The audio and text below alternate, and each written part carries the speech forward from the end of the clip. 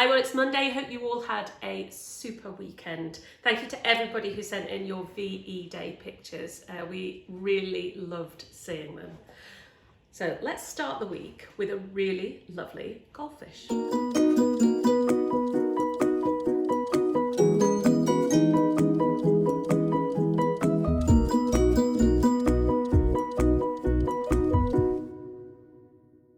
Okay, there's not a great deal into this drawing. This is very much about the painting today, but I thought we would all enjoy a goldfish. And what I want you to do is think about halfway down the page. If you're thinking about where's the middle, that's about there. Come just slightly below it, and I just want you to start with a very, very pale line. We're gonna rub that out. So we'll start with that line and then just come down just over 1 centimetre. And then we're going to take that up into a curve. That's just the bottom of our fish there. Now I want you to think about taking a line up here and here. This one's slightly coming in, up, and then we just join up in a curve. It's quite an odd shape, I'm really aware of that, but it will form the basis of our fish. And we're going to start by putting some fins in, so I just want you to be thinking where that half that line is, one down there and one underneath. And coming more than halfway up here, this is going to be the top one. We'll just put a curve there. So they're the first shapes. So if you pause, just get those in.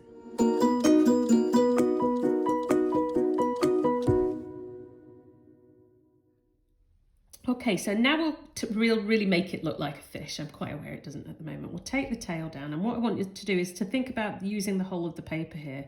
So let's go right down to here with a nice big curve there.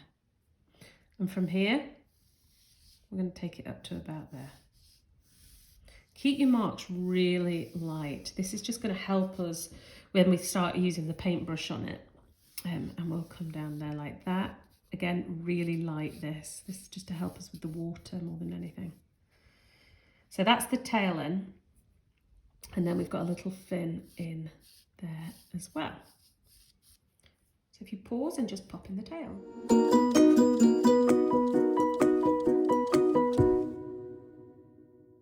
So we're just going to finish it off now. This is probably one of the most simple ones we've done as the senior daily draw. You'll see why when we come to the painting, because this is really going to be all about the painting techniques. What I want you to do is to take this bit here at the mouth of the fish and create a little mouth there. And then I want a circle surrounded by a circle for his goldfish eye. So that bit's coming down here, and we've got that first fin. I just put a little line. Again, this is going to help us really more with the paint than anything. And another one there, and you can put a few, but so lightly that you can barely see them. These are really just to help us. Now here, again, I just want you to take it and put a really, really, really light line. I don't even know whether you can see it there. I've done that so lightly. This is to help me really with my painting when we come on to the next bit, and a few little lines up there. And if I take the rubber, I'll get rid of these guidelines that I put in for myself here, here, and here. And that is the completed fish. Now, if you have any paints at all, any sort of paints, stick with me now, because I want to teach you some different watercolour techniques, which include mingling and letting all the paint. It's all quite exciting, so stay with me and let's paint this fish.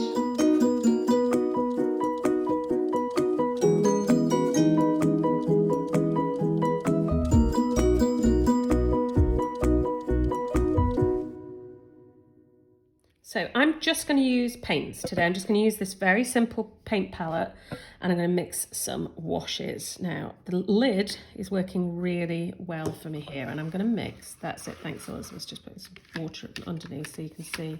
It looks yellow. That's possibly because my brush isn't quite as clean as I wanted it to be there. So we'll go start again. Yeah, that's what I want. Just want clean water here. So it's really important that your brush is clean and that your water's clean, so you're going to get these washes. And I'm putting loads in here because I want 3 big washes. This is to create a lovely mingled background wash. And then I'm going to use 3 colours.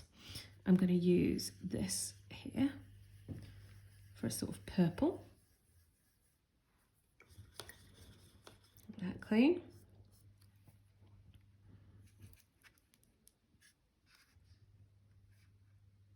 This here, which will give me a nice blue.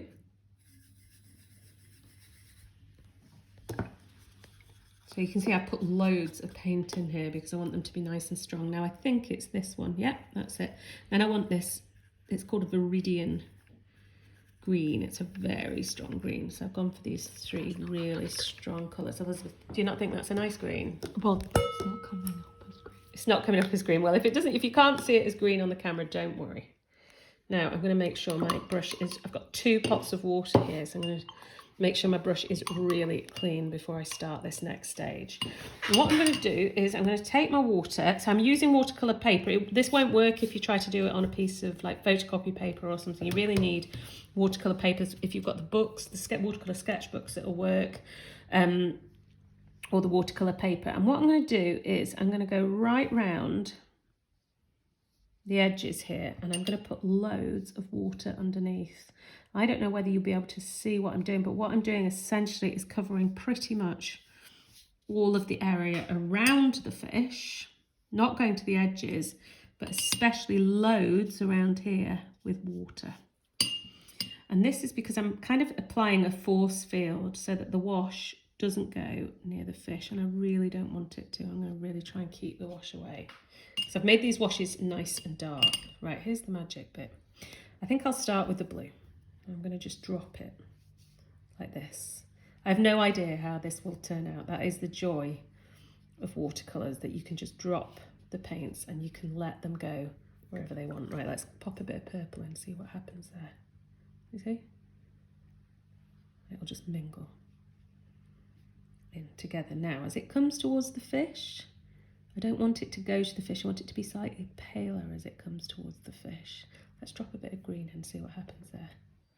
Can you see how they're all just mingling in together? I'll go for a little bit of green there as well. But look how it's pushing the paint away back from the fish. Did you see how that was working there? Look at it here. So it's acting as a real force field to keep that wash away from the fish. And I especially want that round here because I really want the paint to be able to. So I'll go a bit mad here. You can see I'm not painting particularly carefully. I just want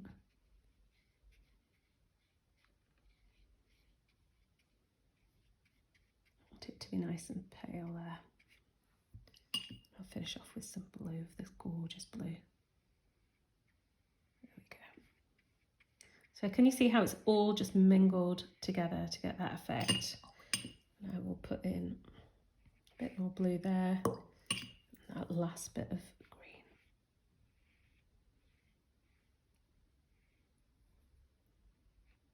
Okay, when it comes to this bit here, what I'm actually going to do is with my wet brush, a bit of water, I'm going to put it on, I'm going to try and push it away so that it's nice and pale around here. Just pushing it. This is so wet, it's going to take ages to dry, so we'll definitely have a pause. Probably a pause with a cup of tea and a biscuit, I think. It's going to take so long to dry. I want to keep that really, so it's got a very soft edge. So I'm going in there, I'm going to soften that right up. And the reason for that, you'll see when we come on to putting the tail in. I want it really soft. And the same here. Take it up. So there are elements to this paint that you just can't control. You've got to have some patience. That has got so much paint there, I'm going to soak it up.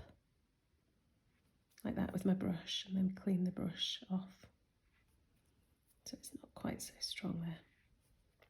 And then I'm going to just leave that to dry and see what it looks like. So this is completely dry now, and I actually put it out in the sun to let it dry. And you can see I've got all these little effects here, none of which I was really aiming for, but that is really the joy of watercolours, that you can get the most incredible effects as the paint just dries. And what I'm going to do now is mix 2 washes here, an orange and a yellow. And in the fish, I'm going to let these 2 washes mingle together. So a yellow Here, lots and lots of yellow I'm going to put into it. Yellow's always the weakest colour on your palette, so where with the blue, if we tried to add this much paint to it, it would now be incredibly strong. With the yellow, you've really got to go. I'm actually going to add a bit of orange into there as well to create an orangey yellow, but this one, I just want the orange. So I'm going to put plenty in. I'll test both those out.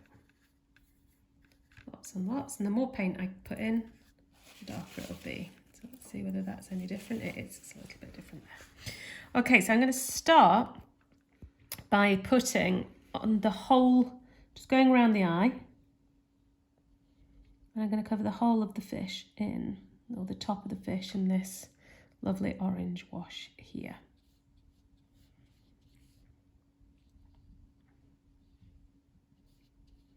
I'm only going up to there, I'm not really going right up to the blue here. And there round. There. Now, whilst this is still wet, I'm going to get the paint off my brush, but I want my brush still wet. And I'm going to go like this so that it just pushes out. Can you see that? I just want it pushing out into the blue. And the same on the tail, so it just pushes up and out bits of paint. And all I've got on my brush now is water to get that effect.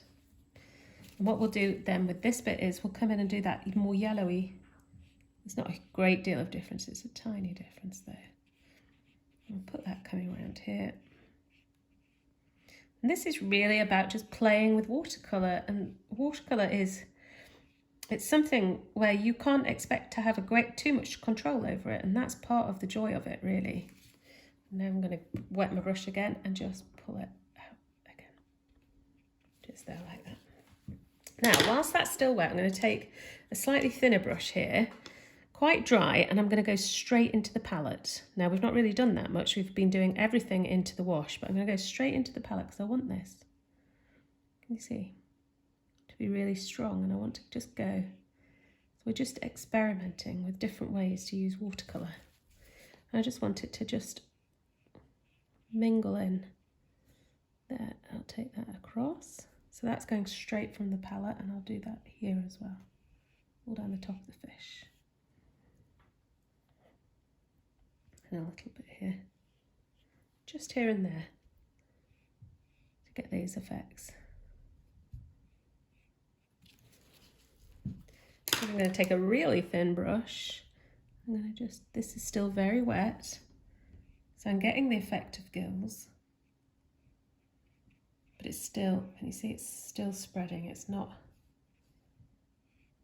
you know, what I really want is the brush to kind of lift off. Sorry, can't do this, so I'll have to do this with my left hand. Just lifting off gently.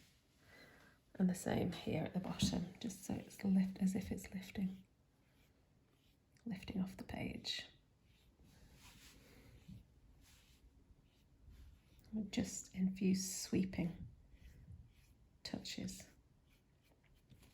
And then we'll finish it by again straight into the palette with my small brush. And I'm just going to do a tiny dot for the eye. And that's it. A little bit of fun and games with watercolour.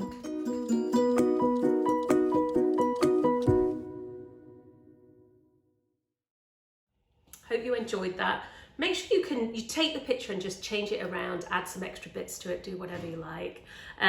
Tomorrow we have got some very tasty ice lollies. It's quite a jolly little picture that you'll be able to take and make it into your own. So we will see you tomorrow.